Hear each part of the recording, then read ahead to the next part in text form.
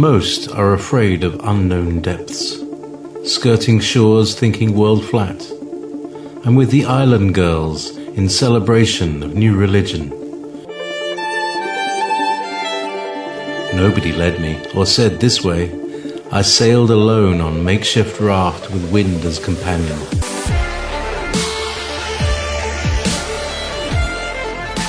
Fate for deliverance, confidence enough to assess new disposition. Seekers of lost paradise may seem fools to those who never sought the other worlds. Welcome to Momentary Zen with Zen Garcia.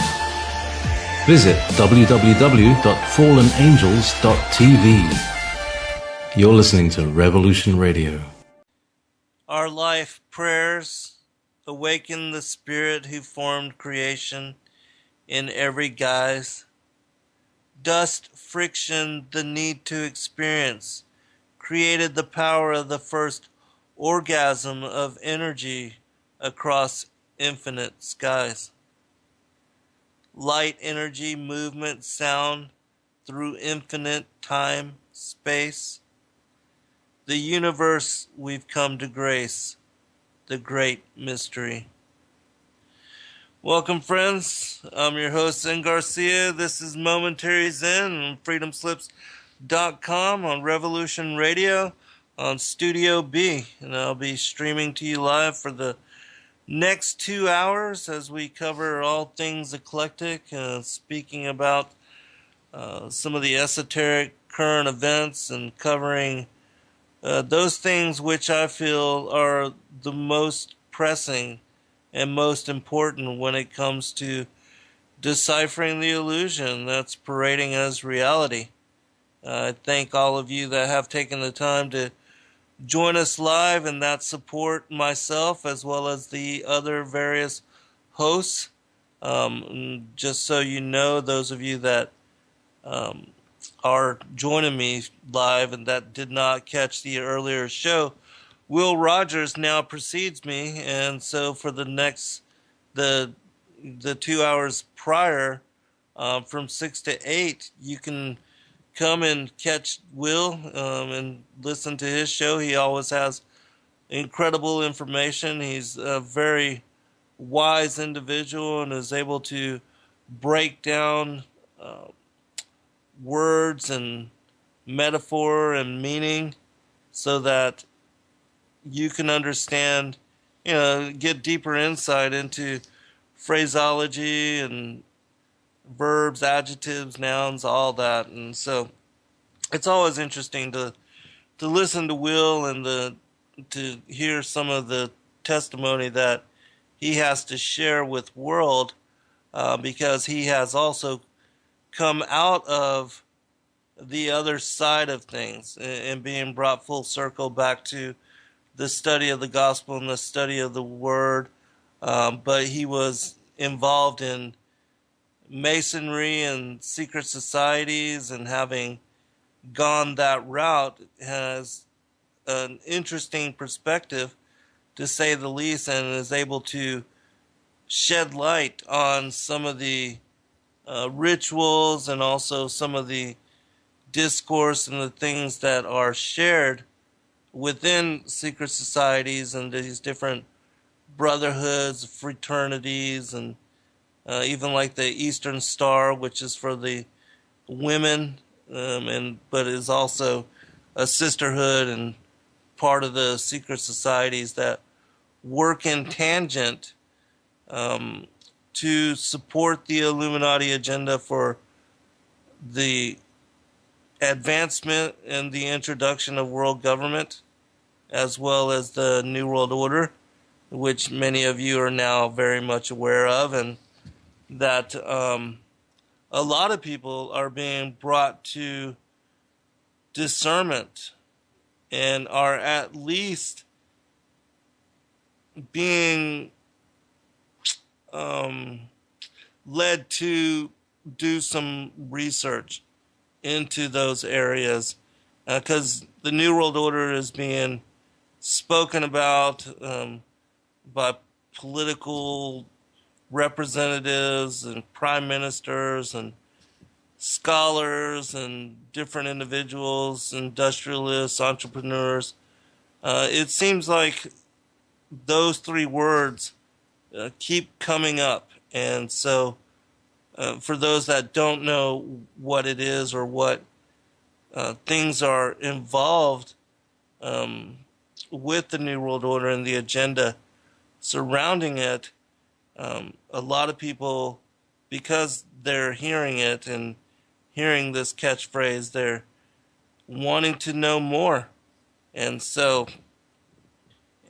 it's driving people to look into and to seek out alternative venues for understanding the world and what's going on with it and the prevalence of evil and how it is that we have been led to where we are now as world. And so that's one of the good things, because so many, are being forced to wake up and are being forced to go deeper than what is, the propaganda or disinformation of mainstream media outlets and these different corporate backed and sponsored news mediums. And so a lot of people are waking up and are being forced to reassess all they thought they knew and are being forced to look into things that are not being spoken about and that they're not being told from these corporate sponsored platforms. And so that's one of the reasons why Revolution Radio has attracted so many various hosts and why we have dedicated ourselves to, committed to certain time slots and to coming to you as often as I think some people probably do shows 7 days a week even. I myself am too busy to commit in such ways, but I do commit to, doing 2 shows a week and to covering information that I find that would be interesting. It also supports the research that I've done and the publications that I've brought to light in book form and the different video work that I've done. And so I'm finding that a lot of the things that we spoke about that a few years back, or even just 1 or 2 years back, seemed just so far out and so off track, and that it did not make sense to even a lot of those that were committed researchers and that were had dedicated a priority for their lives to coming to know truth in whatever ways they could find it, even as ugly as it sometimes is. That, like myself, you just want to know what's up and what's really going on. And that because not a lot of people do know and cannot really guide or direct you in coming to such discernment, we're having to rely upon each other and one another to really come to answer as to what is really going on. And so forums like this, radio programs like mine and like Will's and many of the other hosts that are here are to fellowship each other with one another so that we can encourage and empower each other, so that we can help one another to come to terms with some very difficult knowledge, and also to encourage each other in relationship with truth, and to also to be confirming witness to each other that we're we're not the crazy ones, that the rest of the world is crazy, or that they're the ones that are off. And even though they make fun of us, and they pretty much laugh at us, or um, joke joke around about us at our expense, there's going to be a time, and I think that time is sooner than later, where they're going to remember some of the things that we said, and that they're also going to be forced to eat their words.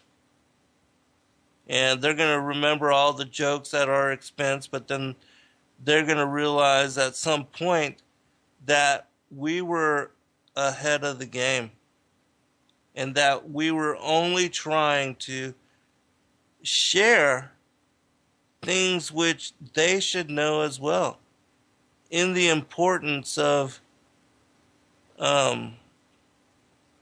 because we have a concern for humanity.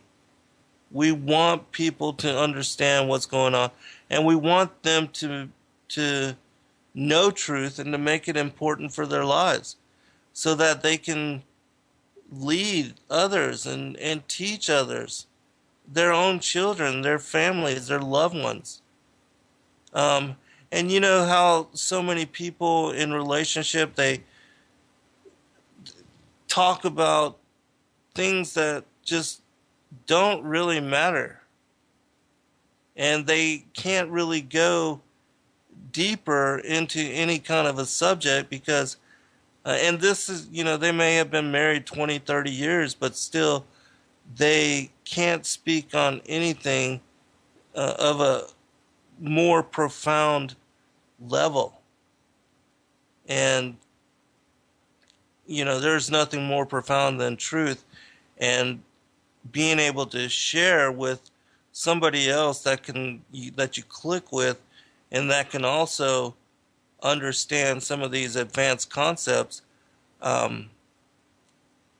Talk about the New World Order, the conspiracy side of things, the prophetic and the biblical aspects of what's going on, and also with the ancient alien theory, and the Sumerian teachings, all the wisdom texts, and how all of these things tie together. There's no greater story in my mind, or that can ever be discussed or written about, or if somebody actually made a movie about the truth, the war in heaven, and the separation of light and darkness, the division of good and evil, and the ensuing and ongoing banishment, exile of the fallen angels, the rebel angels from the heavens, and how they came to take over the earth and establish a lot of the megalithic structures, and were responsible for reigning over the pre-Adamic humans during what's referred to as Zep Tepe, the prior times, and then their attempts to create a slave race and to corrupt the DNA of both the pre-Adamic humans as well as creatures, and also plants, and how that led to the Most High creating us, modern humanity, in his own image, and that Adam and Eve being placed into paradise and separated from the rebel angels in order to protect them from temptation, and also from being corrupted. But then, Lucifer, Satan, the adversary, and the beguilement of Eve, the firstborn, the progeny, the firstborn hybrid son of the devil, a scion of the serpent, the mythology of the feathered serpent, the dragons, the Quetzalcoatls, the Viracochas, the feathered serpents, and how they were involved in the establishment of pagan religions worldwide and how they utilize the movements of the sun, the moon, and the stars, and the solstices, the equinoxes, and um, eclipses in order to institute in various religions where a pantheon of gods and goddesses were worshipped, how they instituted victim and child sacrifice, and the cutting out of still beating hearts of human people, and then the cannibalism of bodies and the drinking of blood, and all kind of other abominable rituals. And then the birth of giants upon the planet, and how they were found before and after the flood, the fall of the 200 watchers that joined the rebel angels. I mean, it's the most incredible story that anybody could ever fathom making up, or even trying to, if you were the greatest science fiction, fairy tale, fantasy writer, still nothing could equal what is really, really going on. And those of us that know about these things and are able to understand the deeper aspects of some of the anomalous and esoteric current events and news subjects that do come to light and that are still baffling to science and to modern seekers of truth, that are not able to connect the dots and to piece together the full puzzle of truth. It's beyond comprehension to most. But those of us that are blessed to have and to share such discernment, I mean, we are the keepers of the secrets. We are the holders of the wisdom for this generation. And with such discernment comes great responsibility, in that being able to understand these things and also to be able to talk about them, that we are those that are planting seeds and that are guiding and directing those that are seeking answers. The whole motto for my website at fallenangels.tv is the seeker of lost paradise may seem an insidious fool to those whom have never sought the other worlds. And how so very true that is. Those that, are all caught up in the entertainments and the distractions of this world, that are all about, money and power, wealth, prestige, and the accumulation of stuff, materialism, those kind of things that are not able to understand the mythological and biblical and prophetic side of what's going on with the world, and how really we wrestle not against flesh and blood, but against powers, principalities, the rulers of darkness, wickedness in high places. All these things that they laugh at us and they make fun of us, but they have never sought after, never even heard about lost paradise. And so they've never sought the other worlds. And so anyways, those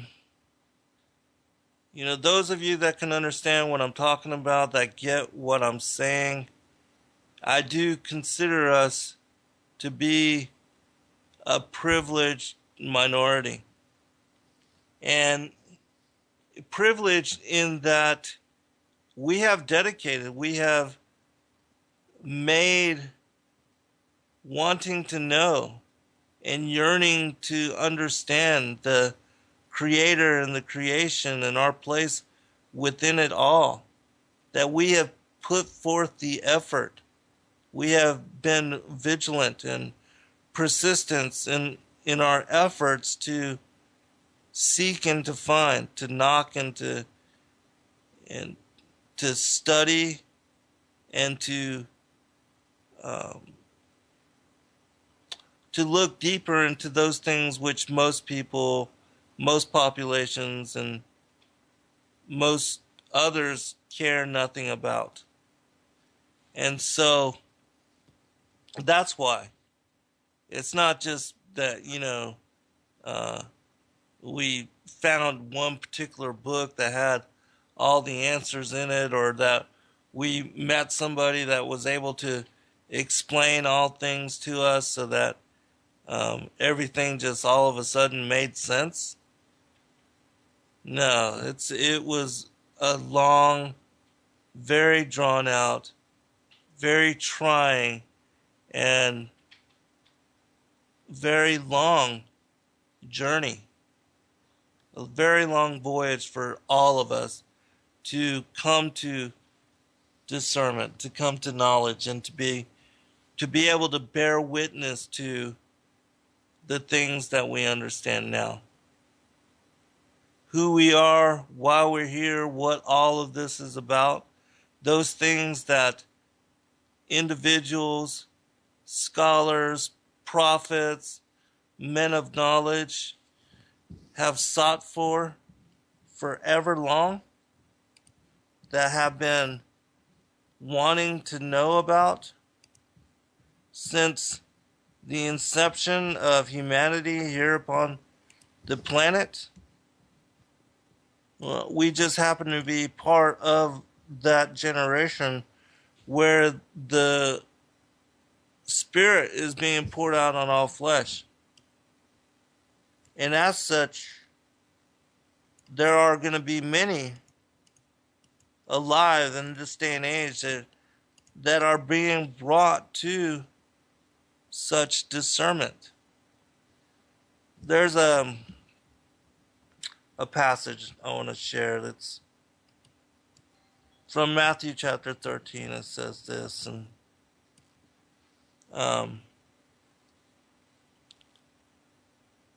and the disciples came and said unto him, Why speakest thou unto them in parables? And he answered and he said unto them, Because it is given unto you to know the mysteries of the kingdom of heaven, but to them it is not given. For whosoever hath, to him shall be given, and he shall have more abundance. But whosoever hath not, from him shall be taken away even that he hath. Therefore speak I to them in parables, because they seeing see not, and hearing hear not, neither do they understand. And in them is fulfilled the prophecy of Esaias, which saith, By hearing ye shall hear, and shall not understand, and seeing ye shall see, and shall not perceive. For this people's heart is waxed gross, and their ears are dull of hearing. Their eyes they have closed, and lest at any time they should see with their eyes, and hear with their ears, and should understand with their heart, and should be converted, and I should heal them. But blessed are your eyes, for they see, and your ears, for they hear. For verily I say unto you, that many prophets and righteous men have desired to see those things which ye see, and have not seen them, and to hear those things which you hear, and have not heard them. And so it's my opinion that those of you that truly get it, that have put forth the effort, that have been brought to discernment in a way that most of the world has not. It's because you are to be part of those that are to be blessed and to be privileged to, and to be entrusted as wisdom keepers. That, as I said earlier, that with such discernment comes great responsibility. So, just this line one more time. For verily I say unto you that many prophets and righteous men have desired to see those things which ye see and have not seen them, and to hear those things which ye hear and have not heard them. We're almost to the first break.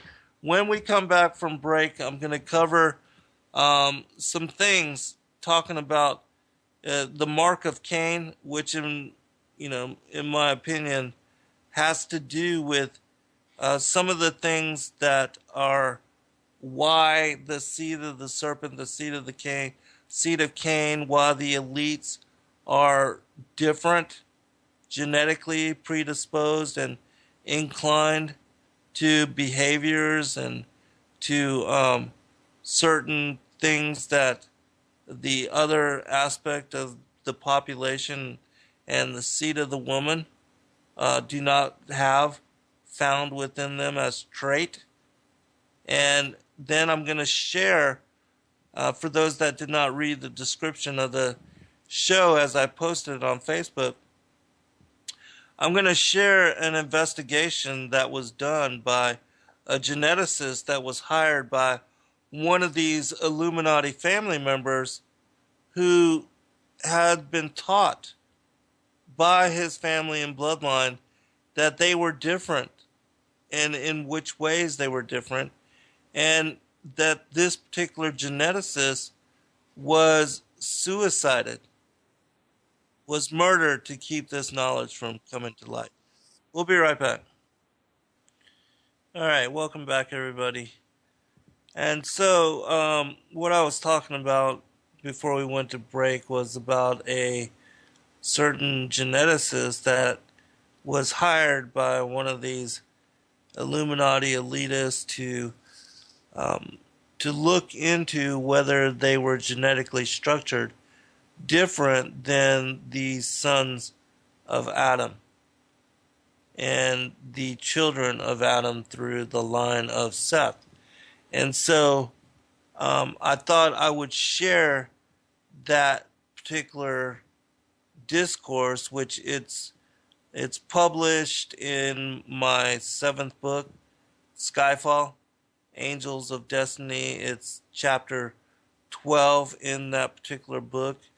And I also did include parts of it in what is the 2nd edition of my 4th book, Lucifer, Father of Cain, because that whole book is specific to this particular information and what the Genesis chapter 3 verse 15, what that particular scripture cites as the enmity between the seed of the woman and the seed of the serpent, and between thy sons and her sons, meaning that the Most High was speaking to the serpent at this time, the Nakash, the enchanter, the shining one of Genesis chapter 3, which he is cited in the book of Atam Ua as being the winged guardian, the serpent, the winged guardian of the tree of the knowledge of good and evil. He's also referenced in the Targum as Samael, the angel of death, which is also referred to in the Gnostic texts, specific the 13 Nag Hammadi codices, as Samael is one of the names for Yaldabaoth, the demiurge, who is the ruler over the visible worlds. Same thing as the prince of the air, who we know as Satan the adversary.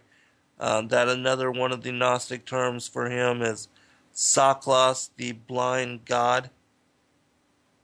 And so once you understand how all these things tie together and relate to one another, you can see the underlying truth in all things, and how really it's the same story, even though there's so much disinformation out there which would try to trip you up and lead you astray and get you to believe this or that. Like so many so-called Gnostic experts try to teach that Yahweh is the demiurge of the Nag Hammadi codices, of the Gnostic texts, because they say that he's a homicidal and genocidal God of the Old Testament because of his declaration to Moses and to Joshua that when you enter into the land of Canaan and you face off with these sons of Anak, the sons of the Anunnaki, the giants, the men of renown, that you spare not one man, woman, or child.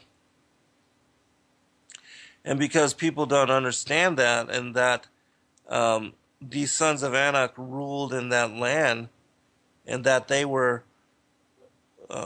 worshippers of their fathers, the fallen angels, the rebel angels, the gods and goddesses of these various pagan religions, the pantheon of gods and goddesses, and that they demanded blood and victim sacrifice, child sacrifice, and engaged in cannibalism and also the drinking of blood, that was the reason why he levied such a harsh judgment upon them. But it's nothing different than even the flood of Noah's day, which was also a judgment against the giants and all those that had fallen away and that had gone the way of Cain. And so it's a similar kind of thing. There's even a passage in the Greek and the Slavonic books of Baruch, I believe it's Baruch 2 and Baruch 3, that specifically cites how many giants were wiped out by the flood. And the number quoted in one of them is 409,000 giants. And so, all right, and so I'm going to go into this particular teaching because I've never shared it in fullness on the various radio programs that I've done, but I think you will enjoy it, and especially those that have never heard about this information that I'm going to be going into, and that it also confirms the whole premise of my fourth book, Lucifer, Father of Cain, and that it will help you once you come to discernment that there are indeed two different people and two different bloodlines here upon this planet, and that one, like myself and like yourself, is compassionate, empathic to our fellow human being, and that we wish nothing more than those same freedoms, values, and liberties that we share, that under the, what was the Constitution, were guaranteed rights and benefits, that we wish nothing more than all people everywhere to be extended the same courtesy, and that for children, all children everywhere, to grow up in the safety, in a place of peace and comfort where they can be nourished and grow up to be productive citizens and give back to humanity and the world some of what they have been blessed to reap the bounty of.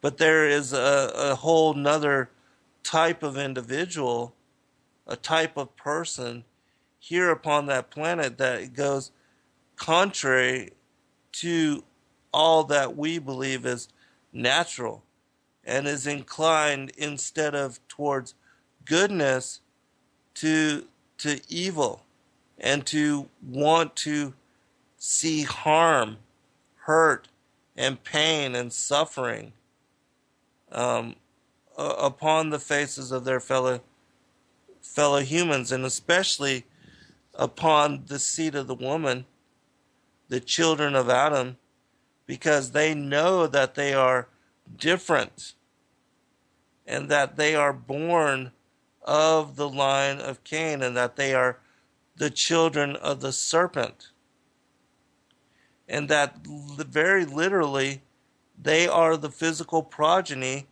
of the devil. And because they are so, and they have, fallen angelic DNA and genetics within their physical makeup, they count themselves as the elite, as the chosen ones, and that they believe that because of such predisposition, they have the divine right to rule, the divine right of kings to rule over and to oppress and to treat humanity as they wish, with whatever whimsical desire they want, however it is that they want to treat us, whether it's through cruelty or evilly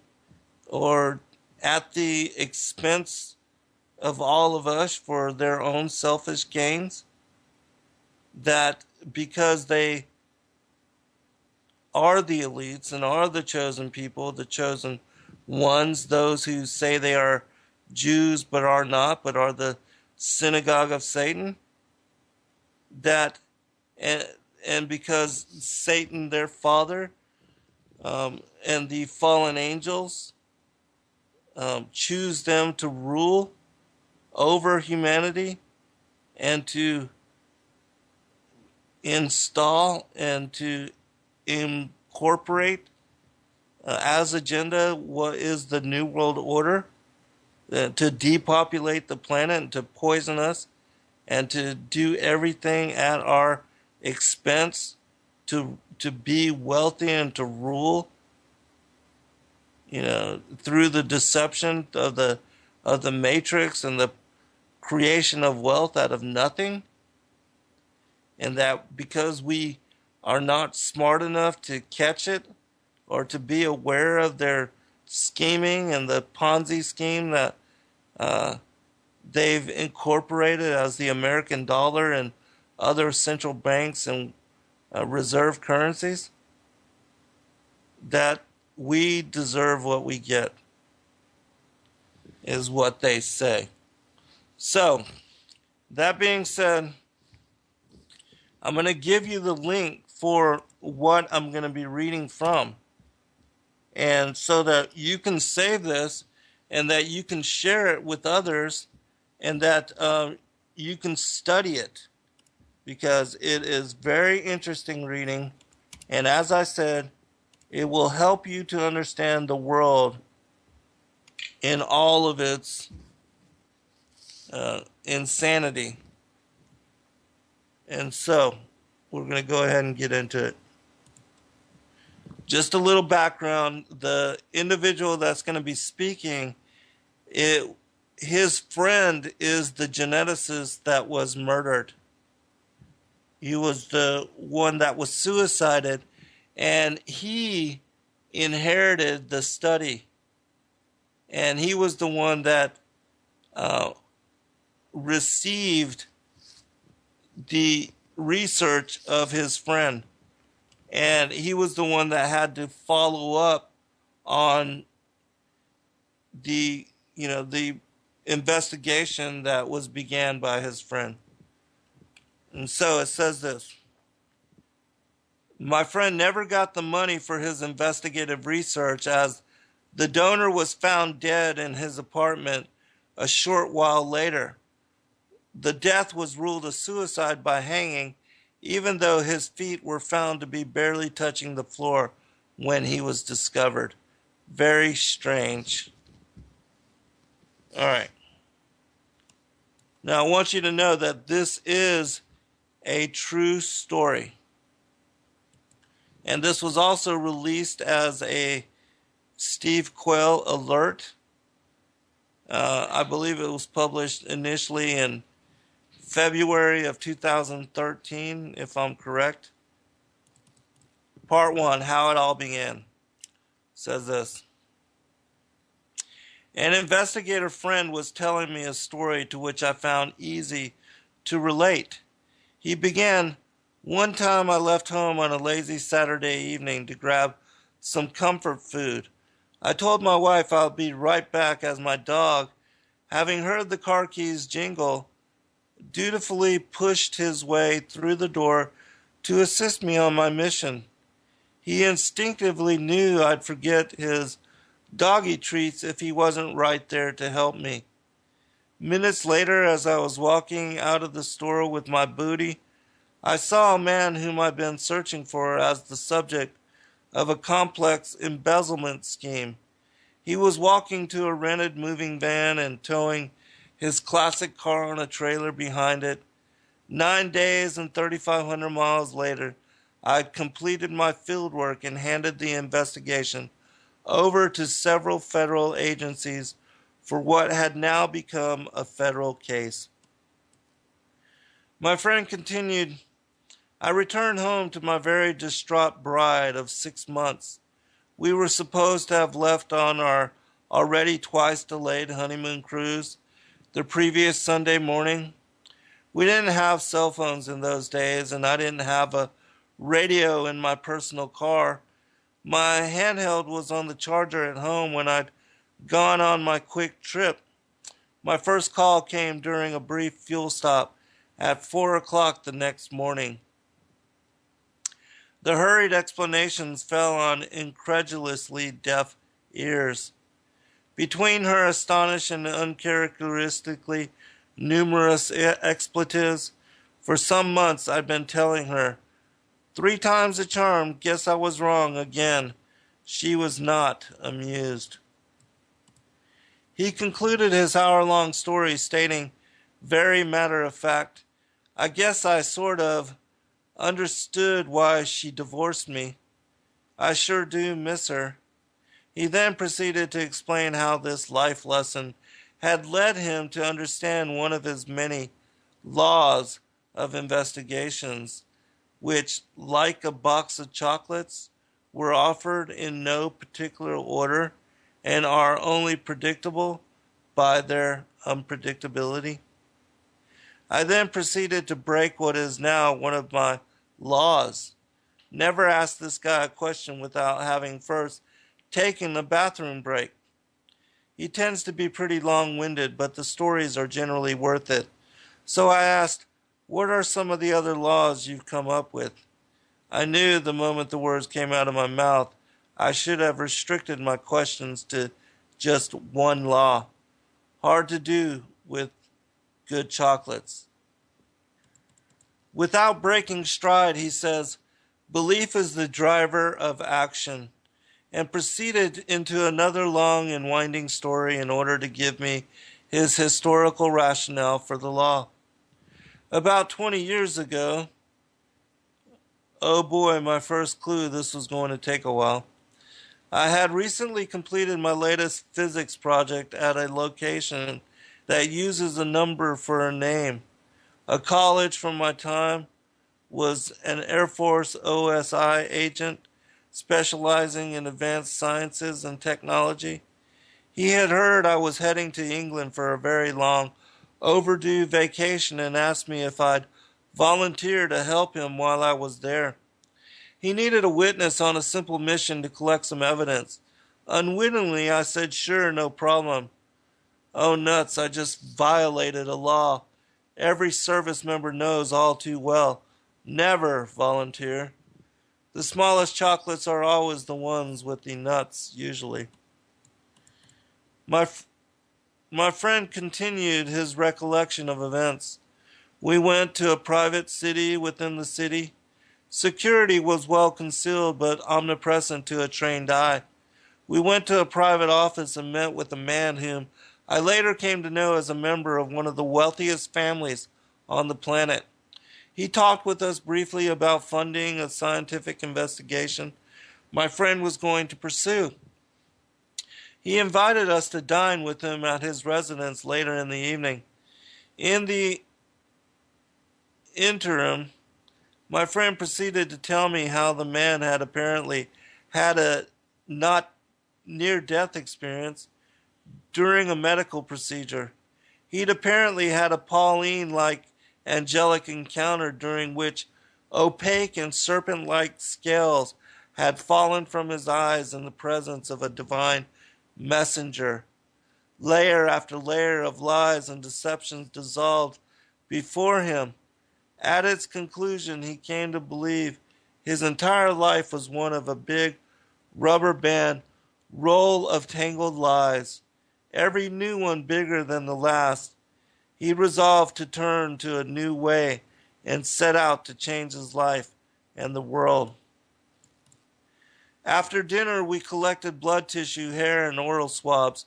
He'd recently had a dental procedure and had saved a tooth, which he dutifully preserved in a small paper bag in his freezer.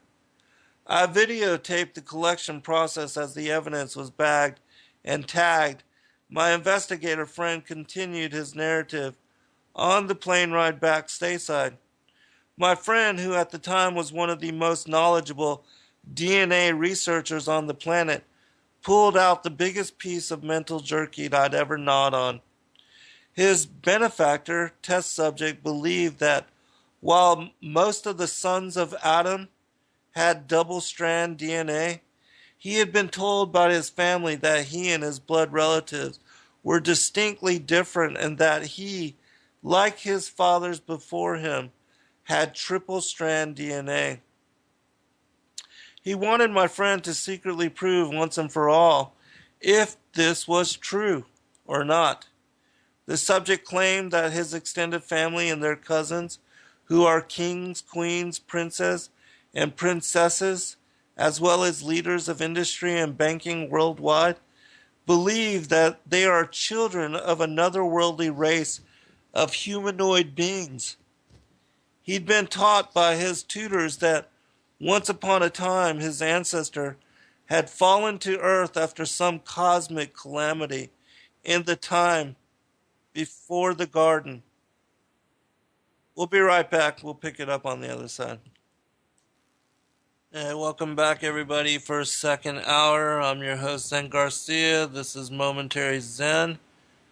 We've been talking about the enmity between the seed of the woman and the seed of the serpent, and speaking about an investigation that was put forth by one of the world's most renowned at that time DNA experts, researcher, and how he was suicided in order to keep this information from reaching the public. But before I do go into and follow up on the previous segment, I do want to remind the listeners and those that catch the archives that we do need your monetary support, that Revolution Radio is the largest listener-supported, corporate-free, commercial-free radio network on the planet and on the internet, and that in order for us to be able to continue coming to you in the ways that we do, by utilizing this radio network as a platform for truth and not having to be biased in any way or to be exclusionary as far as being able to talk about certain aspects of truth, or in targeting the Illuminati of the New World Order and exposing them in the way that we do,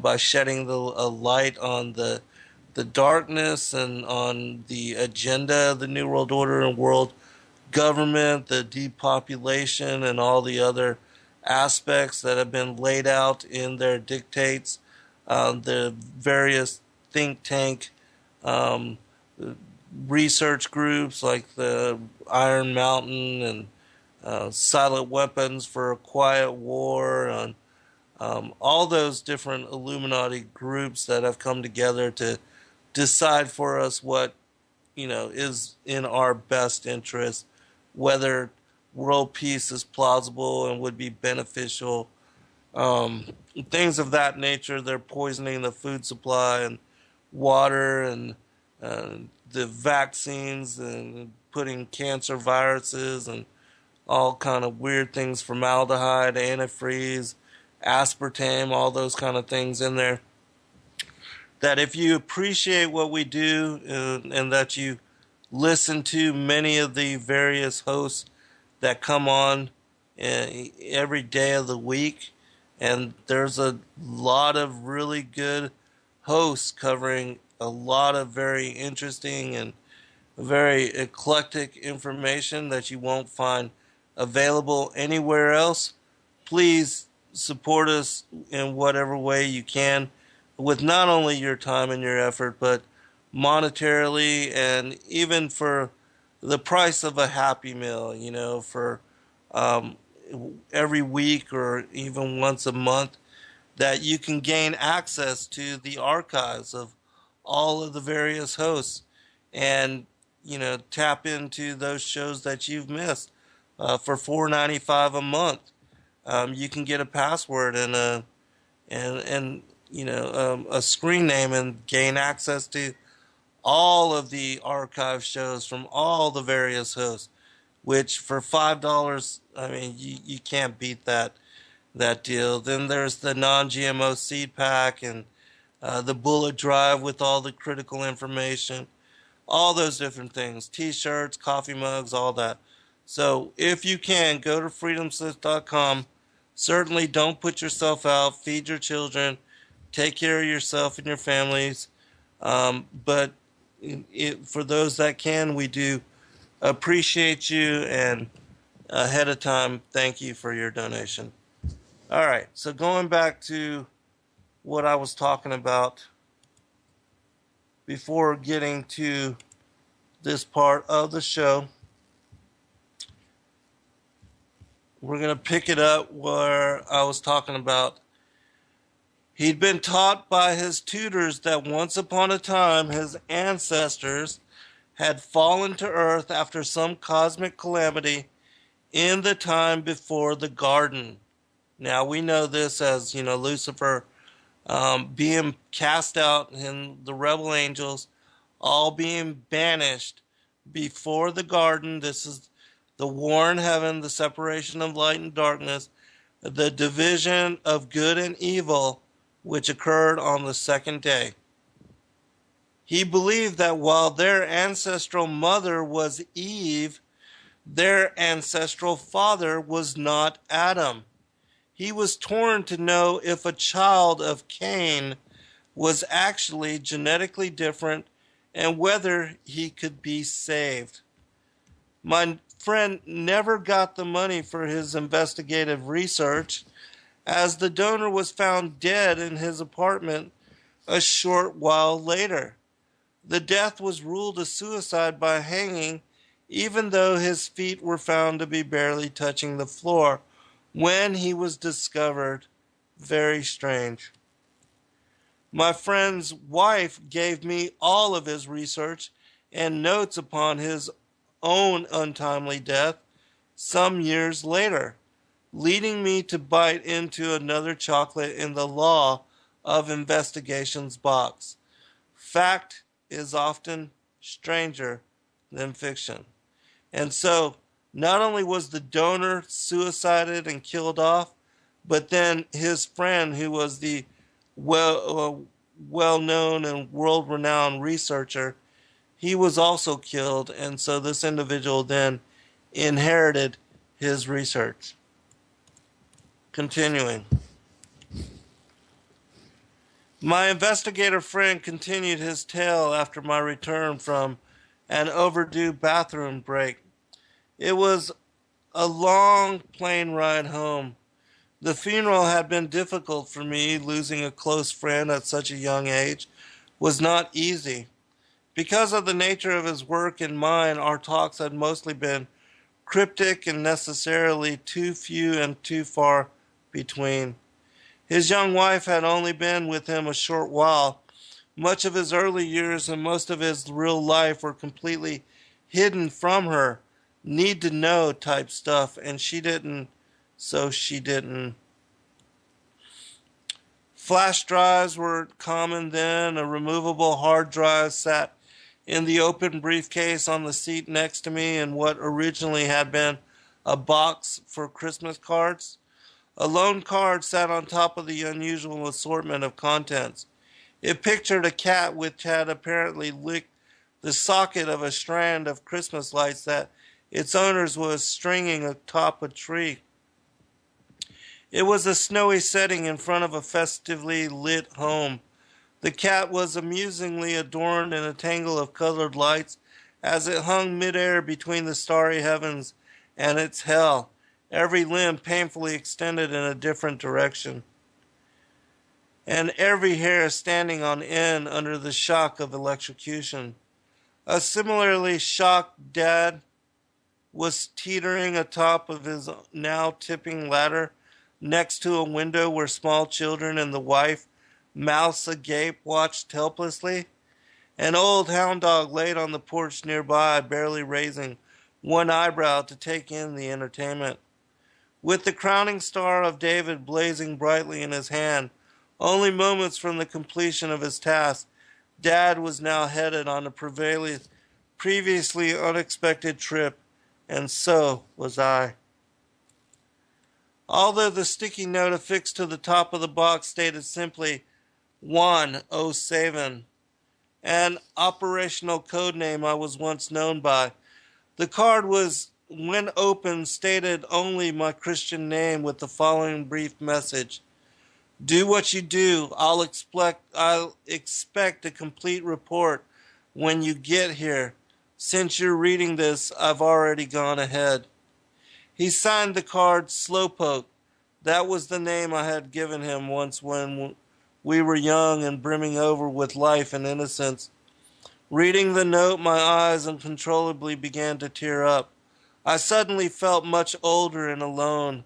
I dwelt on the card, his note, and on our very unusual lives for the rest of my long trip home. Good friends, old friends, aren't easy to come by. When I arrived in my city, I was very backed up in my work, and I couldn't really look at what I had for some time. For one thing, the information was password protected. He seemingly hadn't included a password with the box. It was quite some time later that it occurred to me that he actually had, and that was the true reason for the catchy card at the top of the box. Yeah, he was right, and I was slow. It was all there, his contacts, his drawings, and descriptions. His technical analysis was not easy to read, but I had enough, more than general knowledge, to follow his work. He traveled covertly to meet with specialists, including one Nobel laureate, to get their opinion on his observations and analysis. He'd even met with some very prominent religious authorities of varied beliefs to get their take on the possible implications of what he believed he had found. He was exceedingly careful and always traveled under some other role and purpose, and only as a peripheral inquiry brought his real questions to bear, conscious of the dangerous sensitivity of the subject at hand. Near the end of his notes, I came to a page titled Conclusions, followed by these lines. This is a murder investigation, which was then followed on a separate line, written all in capitals, of murder by a serial murderer. He then went into several pages of a long diatribe of identifiers and details that only recently have begun to make sense to me. He continued under a new heading, Follow the Blood Trail. At first, he noted that the DNA strands he was examining seemed to be wound up more tightly than normal. You see, there are normally 10 rungs per complete twist of the double helix strand in normal human DNA. In his analysis of our subject's DNA taken from his blood samples, he found intermittent sections which appeared to be wound more tightly with only 9 rungs per complete twist, 9 being an unusual and noteworthy number, always turning and returning to itself. I thought to myself, that doesn't seem to be that unusual. Everybody I know seems to be like they're wound too tightly. Simultaneously, he observed and documented what he at first believed to be the foretold third strand of the subject's DNA. Upon closer analysis, he came to an entirely different and unexpected conclusion. Our subject had been lied to. It wasn't a third strand at all. It was a silvery thread-like, semi-transparent, serpentine-like parasite of infinitesimally small proportions. He observed that it was entangled intermittently, hopping back and forth between the normal double helix strands. It appeared to him that as the parasite grew, it continued to wrap itself like a bean or ivy-type vine plant will attach itself to any available protrusion. Unlike a normal snake or worm, this parasite had little hook-like protrusions that did seem to lend themselves to a gripping type of attachment all along the strand. His notes described them as alligator or dragon feet, but only for his amusement, not because they were that actual form. Occasionally he noted that it appeared that some of the threaded parasites seemed to connect to adjacent parasites, creating what appeared to be tiny nets cross-circuiting between the different sections and strands of DNA.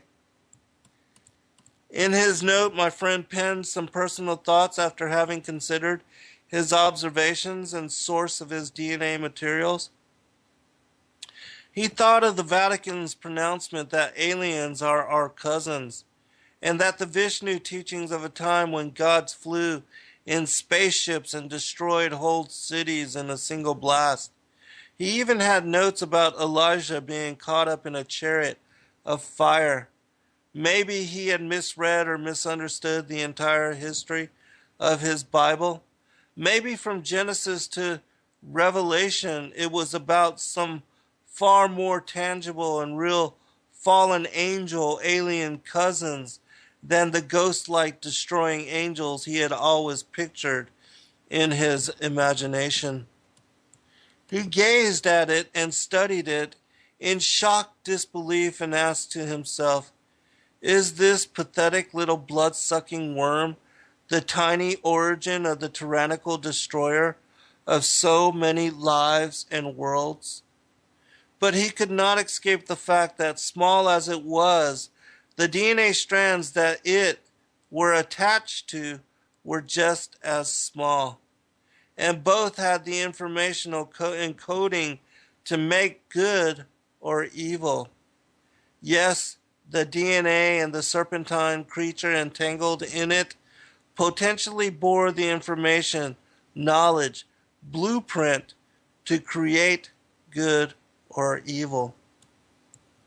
My investigator friend continued, I remembered the time I had sat with a hard, cold desk under my arms as I stared back into the false Cheshire grin surrounding that mouthful of fake pearly whites. He was staring me down from his star chamber seat, waiting for my answer from in front of the concealing screen which provided me only partial anonymity from the rest of the gallery.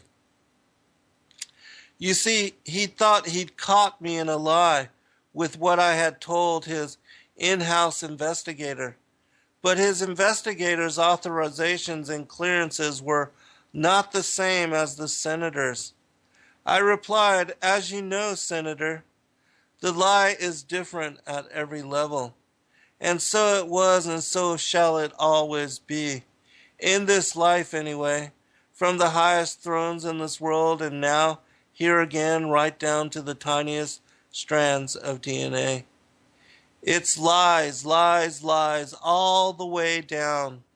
The truth is, the so-called third strand of DNA that somehow could make them superior was just another lie from the father of lies. In the end, it was just another lecherous, parasitic, alien hitchhiker on the road of life, trying to deceive the vulnerable into forfeiting their birthright for a bag of magic beans. My friend tried and was trying at the time of his death to determine if there was a way to separate the writhing and gripping in entanglements of this demon seeds from the host DNA without destroying the host. He also speculated on possible ways to identify the reptilian hosts who walk among us while living in the grip of the reptilian seeds' alien possession. It was here that I began my work, picking up where my friend had too abruptly left off. Deep in my thoughts, my friend continued. Once again, I'd reached into life's box of chocolates. Interesting thing, he noted. There's usually some chocolate-covered jellies with red-colored sprinkles on top in life's little box of chocolates, and I liked those. But this time, it seemed like I'd reached instead for the 3 pastel-colored, hard-shell candy-coated nuts at the center of the box. I did remember clearly that it seemed like just as I closed my eyes and started to munch, I began to feel dizzy, and for only a moment before I felt myself beginning to spin and teeter over and down into the rabbit's hole. There are more laws of investigation, my investigator friend brought to my attention, and he began quoting them to me. First, belief is the driver of action, which bore repeating. He then seemingly digressed, saying that the smallest chocolates are always the ones with the nuts. And of course, a law I had come to understand. Fact is frequently stranger than fiction. Becoming increasingly more animated, my friend then said something that really made me think. The lie is different at every level, and so it was, and so shall it always be. In this life, anyway, from the highest thrones in this world, and now here again, right down to the tiniest strands of DNA. It's lies, lies, lies, all the way down. My friend then cited Pellegrino, Powell, and Sir Isaac Asimov, who penned the 3 laws of alien behavior. Law number 1, their survival will be more important than our own survival. If an alien species has come to choose between them and us, they won't choose us. It is difficult to imagine a contrary case. Species don't survive by being self-sacrificing. Law number 2, wimps don't become top dogs. No species makes it to the top by being passive. The species in charge of any given planet will be highly intelligent, alert, aggressive, and ruthless when necessary. Law number 3, they will assume that the first 2 laws apply to us.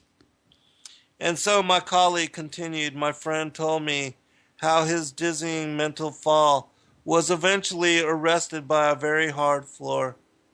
In the mixed box of investigator laws my friend calls life, those 3 pastel-colored, candy-coated, and chocolate-covered nuts can apparently be some very hard pills to swallow.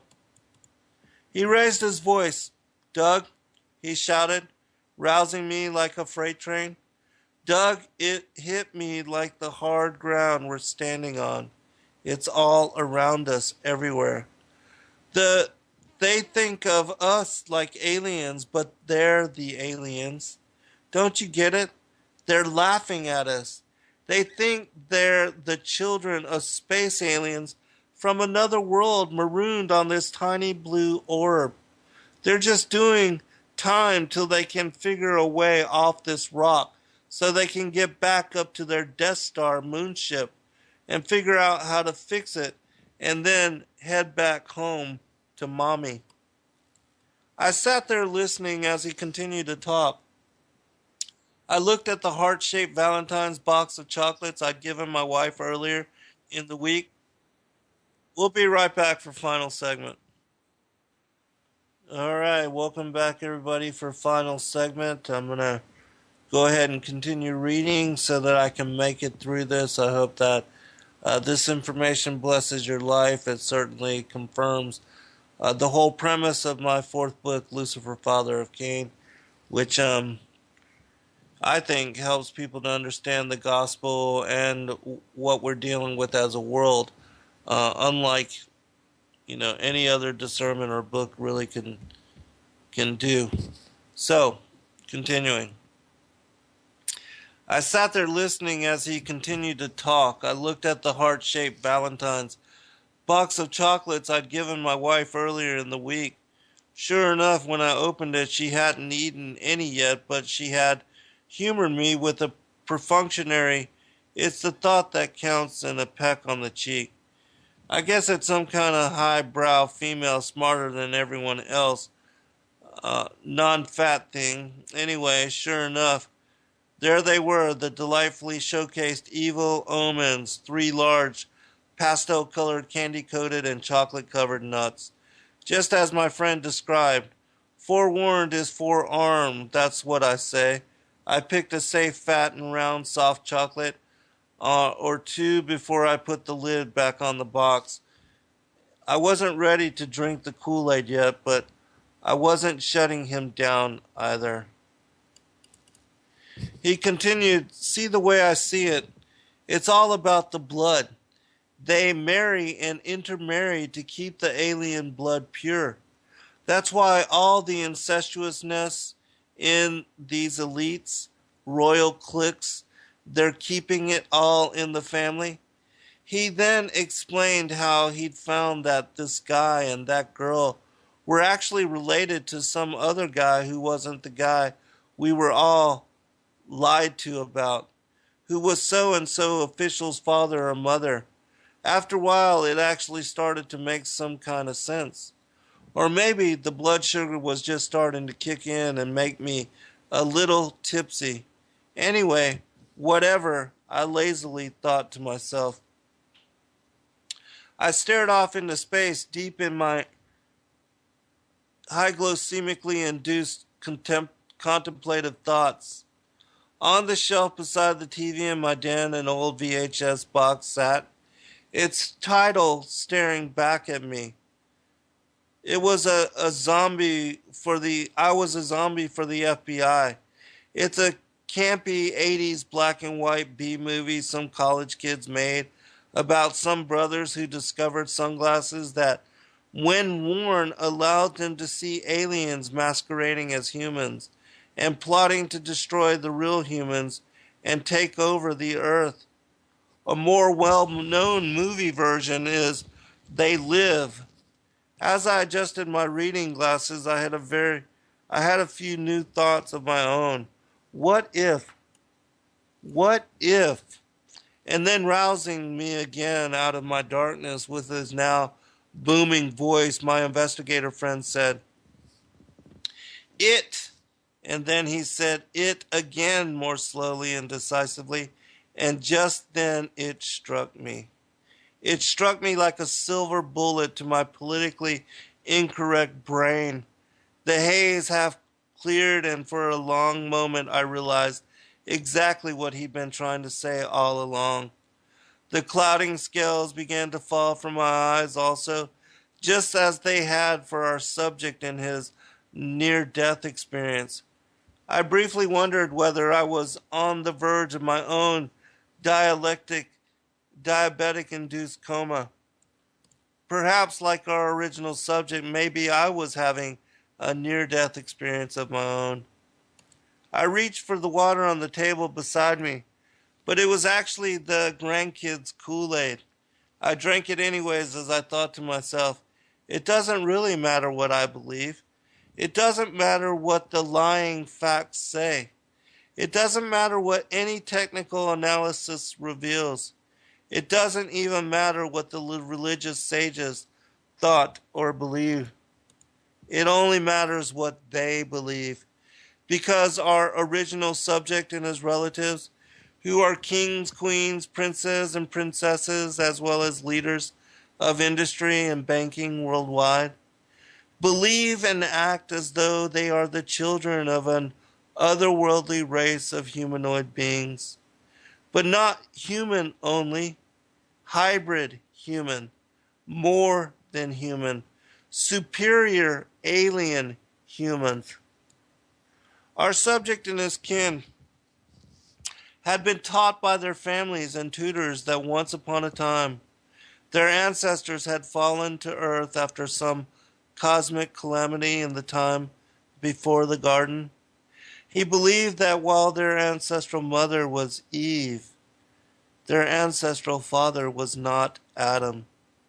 They believe that they are our humanoid cousins, superior hybrids, part alien and only part human.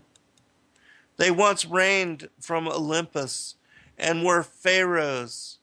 Whatever the real truth of their history and their belief is the driver of their actions. Being the true believers they are, they will continue to operate in accordance with their belief and the laws of alien, Darwinian type survival. That's why they interbreed, passing the garter in order from one bridesmaid to the next, to maintain the purity of the bloodline. That's why they secretly meet and connive, continuing to pass power between themselves. That's why they must manage the rest of mankind, fooling them into focusing their life energy and ingenuity on wars of self-destruction and debt, so that we may be forever enslaved to their lusts on this prison planet till death do us part. More than afraid, they know in their black hearts this is their fight for survival. The fight for survival. It had begun, just as my friend had said, as a murder investigation, starting with the first murderer, when that Luciferian demon dad had whispered the evil deed to his willing child, Cain. It has since continued down through time with Atlantean devolutions and God wiping them off the earth in the days of Noah, and the sons of Adam repeatedly fighting for their own survival by destroying the aged reptilian crossbred giants in Canaan land. And later, David destroying the hybrid Goliath and his 4 hybrid brothers. And now, as in the days of Noah, the hidden giants, the true believers hiding in plain sight, so powerful, so important, and yet so afraid. I was reminded how in the mountains of Afghanistan the people will say their cousin lives on the other side of that mountain, then in the next breath remind you that the word for cousin is interchangeably the same word meaning enemy.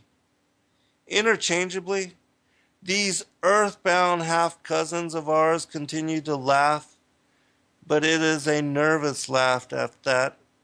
They have a joke or two at our expense recreating their lying father's fall to earth and flashing their heretofore secret gang signs, hand signals to each other right in our faces. I know now how dangerous their beliefs are, and I know that they are being driven by their beliefs, taught to them by their father, their real father, the father of lies.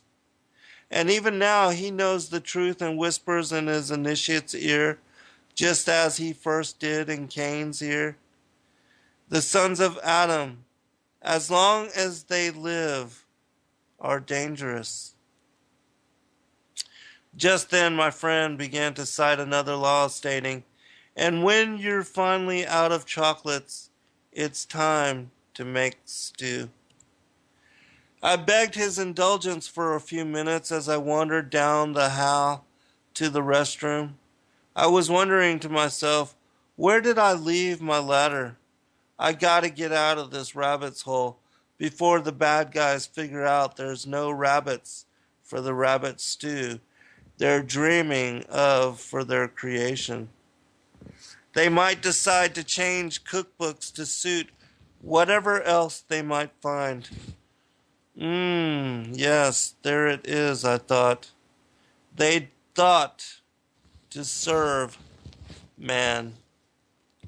And there you have it, the investigation, the conclusions, and the study, and the links of how the elites know that they are not of Adam, that their father is the devil, and that all the things that he cited as far as the war between the giants, the rebel angels being cast out, the division of good and evil, the separation of light and darkness, how Lucifer became Satan, the adversary of humanity and the accuser of the brethren, his beguilement of Adam and Eve, her impregnation with Cain, the firstborn son of the devil, the first hybrid child born as a scion of the Nakash, the feathered serpent, the winged guardian of the tree of the knowledge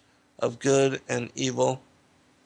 The ensuing imploration by the patriarchs of Adam's line through Seth, because Abel was murdered by his half-brother, to never mix or intermarry with the sons of Cain, or the line of Cain, and how they are not genealized with the children of Adam, the seed of the woman, and how Christ, when he died on the cross, fulfilled the prophecy, which is one of the first prophetic utterances in Genesis chapter 3, verse 15, where it talked about the son of the woman, the seed of the woman, how he would crush the skull, the head of the serpent at the same time that it would be nipping at his heel.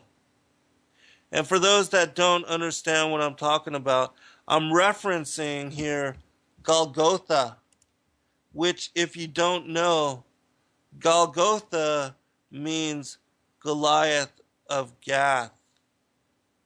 Goliath of Gath, because see, when David chose to go out and to fight the Philistine champion Goliath, and he took with him 4 sling stones, all with the names of his fathers, the patriarchs of Adam's line. And he used the one sling stone and hit Goliath dead center between his eyes, and stunning him, knocked him to the ground, in which he then ran up, grabbed his own sword, and decapitated him.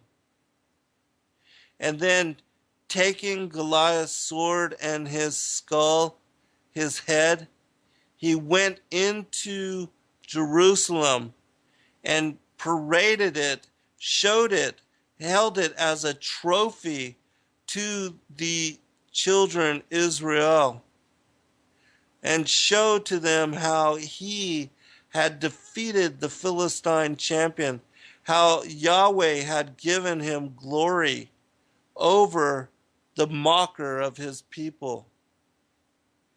And then, taking that skull, he buried it in a place called Golgotha, the hill of the skull, Calvary. And that when Christ was crucified on the cross, he was actually crushing the head of Goliath, who is the seed of the serpent. And that prophecy that was uttered in Genesis chapter 3, verse 15, would be fulfilled thousands of years later on the mountain there in Jerusalem, as Christ, being crucified and succumbing to death, died on the cross and was at the same time crushing the skull of Goliath, as the same as Goliath was nipping at the heel of our Savior and Messiah. And then 3 days later, he arose from the dead, and being resurrected to life, resurrected the other patriarchs of old, who, being sprung from the graves, were seen throughout Jerusalem. And they were called to witness to the things that had been done by Christ in breaking open the gates of iron, the doors of brass, and freeing all those that had died and that were awaiting in Sheol, from Adam to the thief on the cross, and taking them back into paradise. He gave them over to Michael, who then baptized them in the Archurasian lake. And having been baptized, they were allowed into New Jerusalem, the city of God. They had to return to their first estate in what was the first resurrection. And they are there awaiting for us now. As Christ said, I go now to prepare a place before you. There are many mansions in my Father's house. We all are aspiring to the same. And so I hope that you enjoyed this story, because it also helps you to understand the gospel in a way that you never otherwise would be able to. The story of Noah's flood, the wiping out of the giants, it was not a judgment against humanity. Just as the Most High's declaration, Yahweh Yahuwah's declaration, the I am that I am, to wipe out every man, woman, and child when entering into the land of Canaan, which was occupied by the sons of Anak, the giants, the men of renown, those that abducted women, raped them, took them as wives, impregnated them, and that sired the giants of old, the fallen angels, the watchers, their interdiction into the affairs of humanity. All of this, it has always been a war between these two bloodlines, these two seed lines. And that even at the end of days, when Christ comes again, it would be the same thing.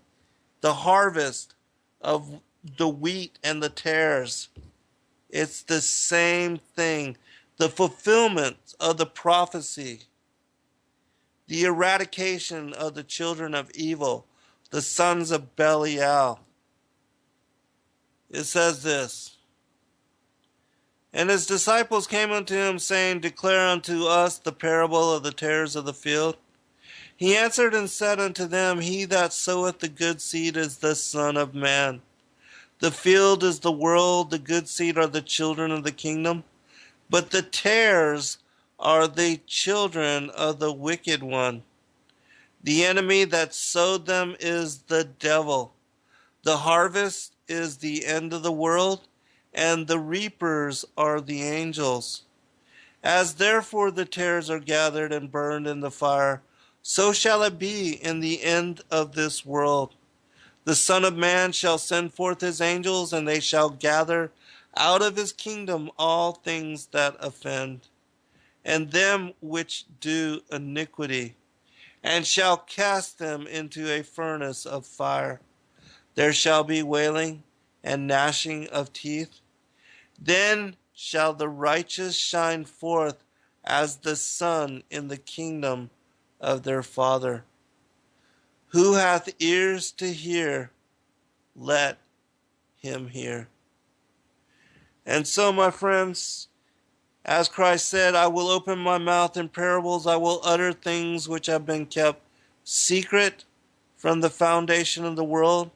And as we stated earlier, that the righteous men and the prophets of old had desired to know these things, but most they do not have the ears to hear, the eyes to see, nor the mind to understand. But unto you it is given to understand. For verily I say unto you that many prophets and righteous men have desired to see those things which ye see, and have not seen them, and to hear those things which ye hear, and have not heard them. You, my friends, are the keeper of the secrets. You are the wisdom keepers, the holders of ancient metaphor. You are to plant the seeds, to share the knowledge with those that are ready. It says, when the student is ready, the teacher will appear. And how so very true. And you are those teachers.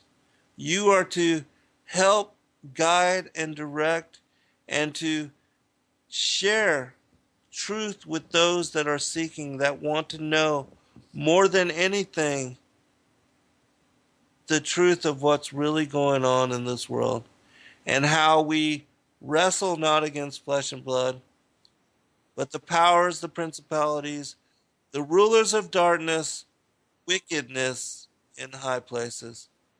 God bless all.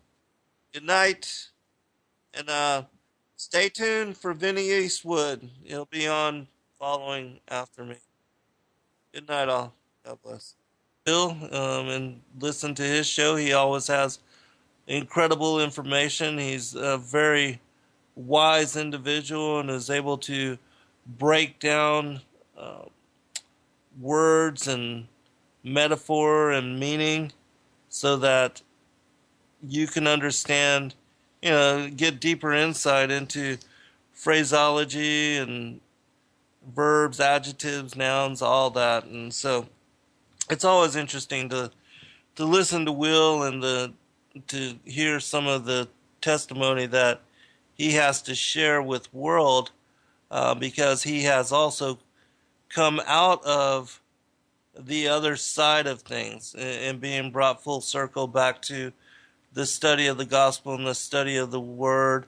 But he was involved in masonry and secret societies, and having gone that route has an interesting perspective, to say the least, and is able to shed light on some of the rituals and also some of the discourse and the things that are shared within secret societies and these different brotherhoods, fraternities, and even like the Eastern Star, which is for the women, but is also a sisterhood and part of the secret societies that work in tangent to support the Illuminati agenda for the advancement and the introduction of world government, as well as the New World Order, which many of you are now very much aware of, and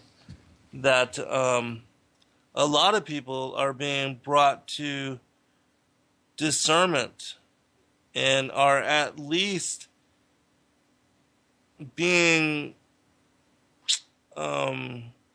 led to do some research into those areas, because the New World Order is being spoken about by political representatives and prime ministers and scholars and different individuals, industrialists, entrepreneurs. It seems like those three words keep coming up. And so, for those that don't know what it is or what things are involved with the New World Order and the agenda surrounding it, a lot of people, because they're hearing it and hearing this catchphrase, they're wanting to know more. And so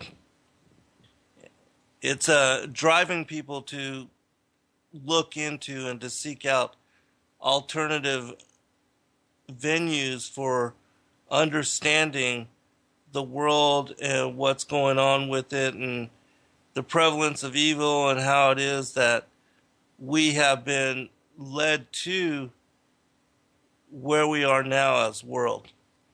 And so that's one of the good things, because so many, are being forced to wake up and are being forced to go deeper than what is, the propaganda or disinformation of mainstream media outlets and these different corporate backed and sponsored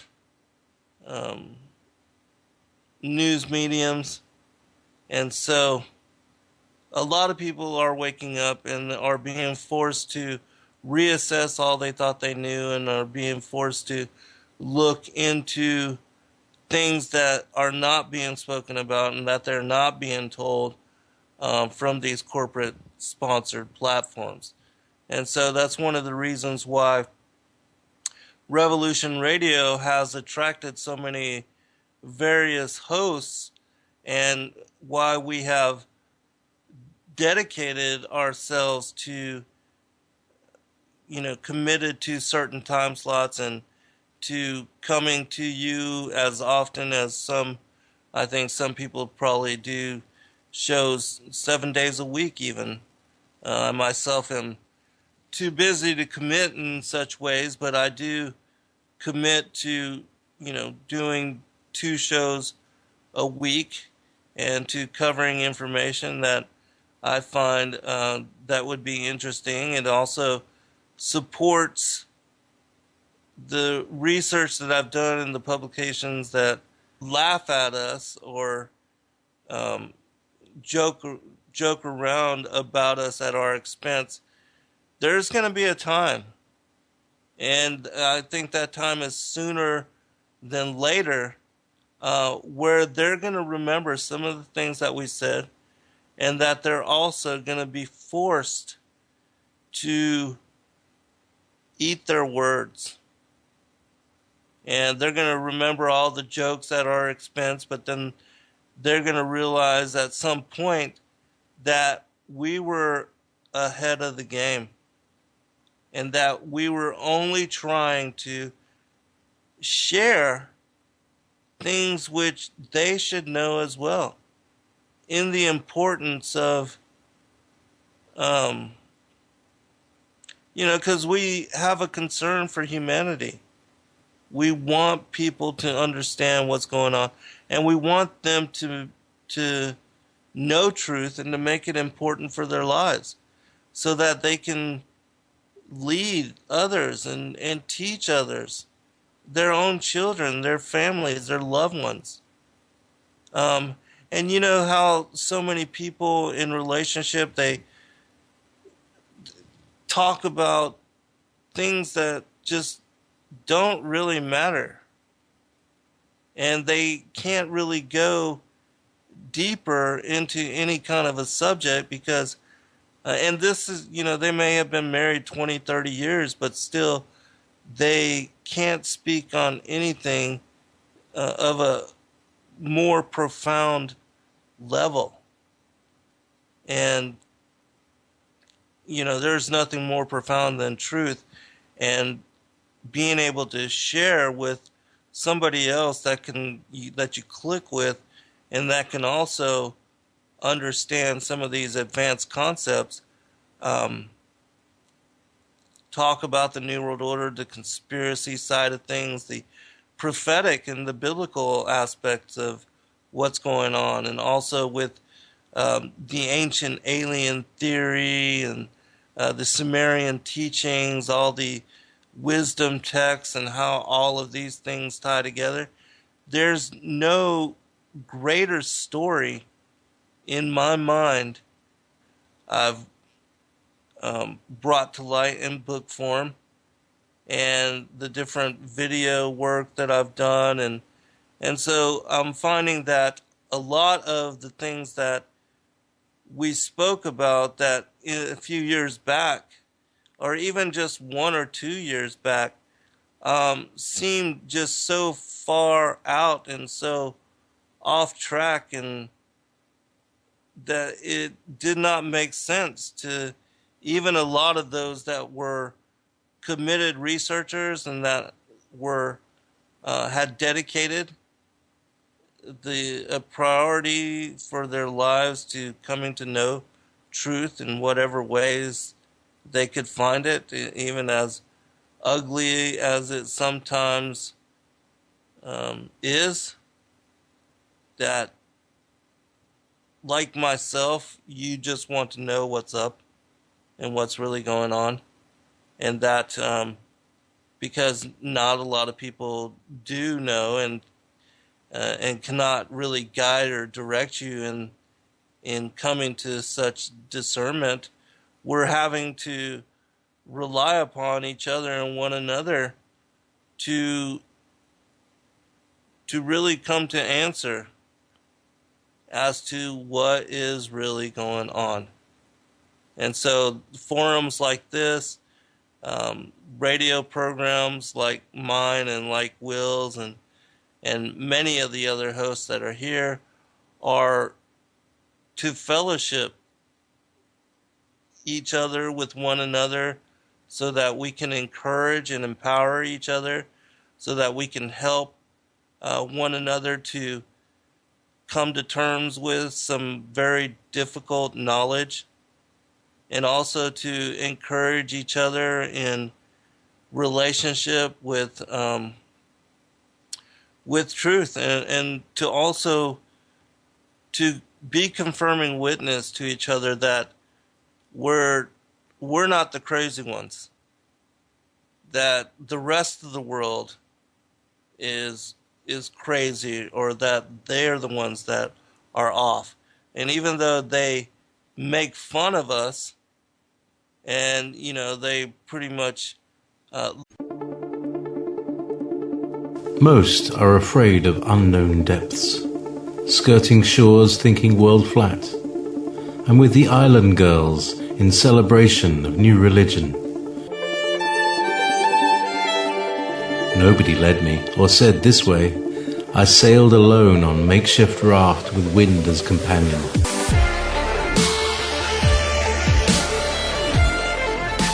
Fate for deliverance, confidence enough to assess new disposition. Seekers of lost paradise may seem fools to those who never sought the other worlds. Welcome to Momentary Zen with Zen Garcia. Visit www.fallenangels.tv. You're listening to Revolution Radio. Our life prayers awaken the spirit who formed creation in every guise. Dust, friction, the need to experience, created the power of the first orgasm of energy across infinite skies. Light, energy, movement, sound through infinite time, space. The universe we've come to grace, the great mystery.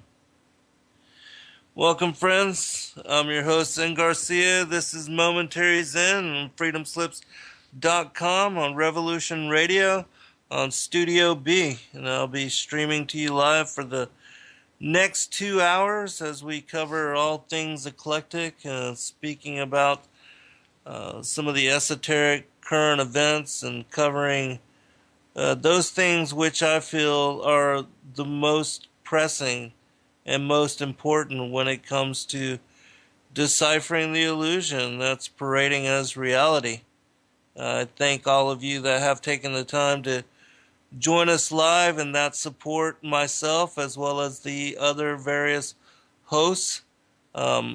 Just so you know, those of you that um, are joining me live and that did not catch the earlier show, Will Rogers now precedes me, and so for the the 2 hours prior, from 6 to 8, you can come and catch